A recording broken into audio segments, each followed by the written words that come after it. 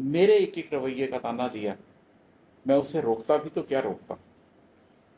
और है कि शिद्दत हिज्र से जिस्म दुखता रहा, शिद्दत कर्ब से जाँ बलब हो गया। शिद्दत हिज्र से जिस्म दुखता रहा, शिद्दत कर्ब से जाँ बलब हो गया। नीम मुर्दा था जब उसने आवाज़ दी, मैं अगर चौंकता भी तो क्या चौंकता।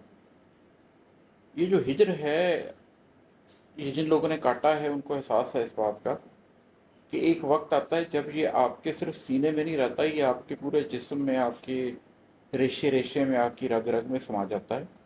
और आपको अपना पूरा जिस्म टूटता हुआ, पूरा जिस्म तकलीफ में महसूस होता है शिद्दत हिज्र से। हत्ता कि वो कर्ब इतना ज़्यादा हो जाता है, उसकी कर्ब की शिद्दत इतनी ज़्यादा हो जाती है कि आपको लगता है कि मैं अपनी जान दे बैठूंगा, जाँ बलब हो जाऊँ। जाँ बलब महसूस करते हैं आप अपने आप को। बिल्कुल हालत आपकी ये हो जाती है कि जैसे आप अपना सांस छोड़ बैठेंगे, वो सांस एक धुनी की तरह चलता हुआ आपको महसूस होता है और आपको लगता है कि ये लेना मुश्किल हो गया मेरे लिए। तो कभी ऐसा भी होता है कि कोई शख्स देर कर देता है। कहते हैं कि देर अच्छी नहीं होती है, ना मोहब्बत में अच्छी होती है और ना इबादत में। तो कुछ लोग आपके साथ अपना ताल्लुक़ निभाने के लिए देर कर देते हैं, और जब वो देर कर देते हैं तो जब तक वो आते हैं तब तक आप नींद मुर्दा हो चुके होते हैं। फिर वो आपको आवाज़ भी दें तो आप सुनने के काबिल नहीं होते।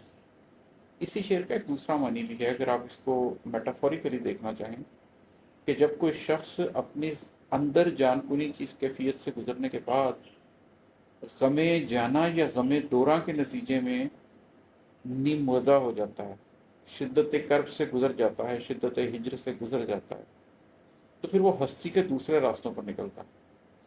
उस वक्त वो अपना पूरा माजी पीछे छोड़कर जा रहा होता है।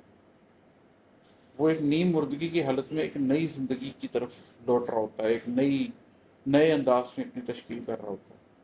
तो बहुत से ऐसे लोग, बहुत सी ऐसी आवाज़ें जो शायद उसकी पिछली ज़िंदगी में उसको आवाज़ देती, तो वो रुक जाता, पीछे मुड़कर देखता। लेकिन जब वो उस नए सफ़र को इख्तियार कर लेता है तो फिर वो उनके ऊपर चौंकता नहीं है, इसलिए कि उसने अपने लिए कोई और रास्ता चुन लिया होता है। वो अगले जहानों के किसी सफ़र पर निकल खड़ा होता है। तो शिद्दत हिज्र से जिस्म दुखता रहा, शिद्दत कर्ब से जाँ बलब हो गया। नीम मुर्दा था जब उसने आवाज़ दी, मैं अगर चौंकता भी तो क्या चौंकता। उसने मुझसे कहा तू रजीले जहां, उसने मुझसे कहा तू रजीले जहां, उसने मुझसे कहा तू सगे बेमकां, उसने मुझसे कहा तू रजीले जहां, उसने मुझसे कहा तू सगे बेमकां। फिर कहा बोल अब मुझसे क्या चाहिए, मैं भला भोंकता भी तो क्या भोंकता।